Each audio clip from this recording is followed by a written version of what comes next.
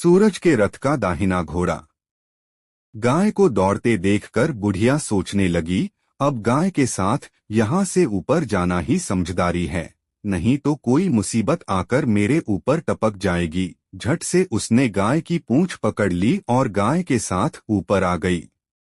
गाय जब ऊपर मैदान में पहुंची तो उस सुरंग का रास्ता अपने आप बंद हो गया और उसके मुंह पर एक बड़ा सा पत्थर पूर्ववत खड़ा हो गया। ऊपर आकर वह गाय जंगल की ओर निकल गई तो इधर बुढ़िया एकदम बावली सी गई। उसने पाताल नगरी में जो कुछ देखा वह जल्द से जल्द किसी को बताने के लिए उतावली हो उठी। उसे एकदम याद आया है कि नगर की सीमा पर कोई औरत भोजनालय चलाती है और नई बात बताने वाले को अच्छा खाना पीना मुफ्त में देती है। वह सोचने लगी कि क्यों न मैं यह बात उस औरत को जाकर बताऊं। यदि उसे यह बात पसंद आ गई तो बाकी जीवन खाने पीने की झंझट से मुक्ति मिलेगी। बुढ़िया ने मन में तय किया और तुरंत उस भोजनालय के द्वार पर टंगे नगाड़े के सामने खड़ी हो गई और जोर जोर से नगाड़ा बजाना शुरू दिया। नगाड़े का इस तरह शोर सुनकर मालकिन यानी छोटी रानी मन में प्रसन्न हो जाती है कि शायद कोई बड़ी बात लेकर यहाँ आया है। रानी सिपाहियों को आदेश देती है, जाइए और जो कोई आया है उसकी अच्छी खातिरदारी कीजिए। आदेश पाते ही सिपाही नीचे दौड़ गए तो एक बुढ़िया नगाड़ा बजा रही है। उन्होंने पूछा, क्यों री बुढ़िया, क्या हुआ, क्यों नगाड़ा बजा रही हो? बुढ़िया बोली, कुछ नहीं बेटा, यहाँ खाना मिलता है न, इसलिए आई हूँ। खाना चाहिए, मिलेगा, लेकिन तुझे कोई नई बात बतानी पड़ेगी। हाँ बताऊंगी, एक बात मालूम है मुझे।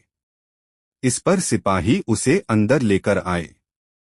उनको मालकिन का आदेश था कि जो कोई बूढ़ा बुजुर्ग वहां आए उनके साथ अच्छी तरह पेश आना, उनका अच्छा आदर आतिथ्य करना। तो सिपाही ने इस बुढ़िया का भरपूर आदर आतिथ्य किया। उसे बड़ी सी थाली भरकर व्यंजन परोसते हैं। बुढ़िया कुछ दिनों से भूखी थी, वह खाने पर टूट पड़ी। खाना खाने के बाद सिपाही ने उसे नई साड़ी पहनने को दी। उसके बाद उसे लेकर रानी के पास आए। बुढ़िया और रानी ने तुरंत एक दूसरे को पहचान लिया। बुढ़िया बोली, बेटी तुम? और रानी बोली, अम्मा तुम? बड़ी देर तक दोनों भांति भांति की बातें करती रहीं। आखिर कुंवरनी बुढ़िया से कहने लगी, अम्मा अब बताओ तुमने क्या नई बात देखी है? नई बात? मैंने कोई नई बात देखी नहीं है। वह तो मेरे पास तुम्हें देने के लिए खाने के पैसे नहीं थे, इसलिए मैंने झूठ कहा और नगाड़ा बजाया। रानी ने कहा, अम्मा घबराना नहीं, मैं किसी को तुम्हारा नाम नहीं बताऊंगी। फिर भी बुढ़िया मैंने क्या देखा, कब देखा करके आनाकानी करने लगी। इस पर कुंवरनी ने उससे कहा, देखो अम्मा, यदि तुमने मुझे वह नई बात बताई तो जिंदगी भर मैं तुम्हारी देखभाल करूंगी, तुम्हें रानी माता की तरह रखूंगी। अब बुढ़िया बताने को तैयार हो गई। उसने जो कुछ उस चारागाह वाले मैदान पर देखा था वह सब कुछ कुंवरनी को बता दिया। बुढ़िया की वे बातें सुनकर कुंवरनी को यकीन हो गया है कि वह राजपुत्र उसी का पति है। वह तुरंत बुढ़िया से कहने लगी, अम्मा मुझे उस जगह पर ले चलो। नहीं बेटी, वह पाताल राज्य है, सांप हैं।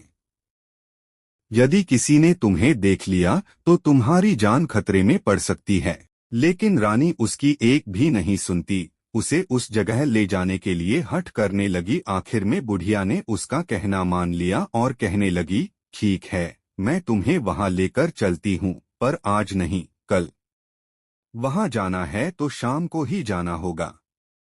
तो दूसरे दिन दोपहर को रानी बुढ़िया के साथ उस मैदान पर गई और एक जगह छुपकर गाय के आने की राह देखने लगी। दिन ढलते ही अंधेरा घेरने लगा है और गाय हमेशा की तरह वहां आ गई है।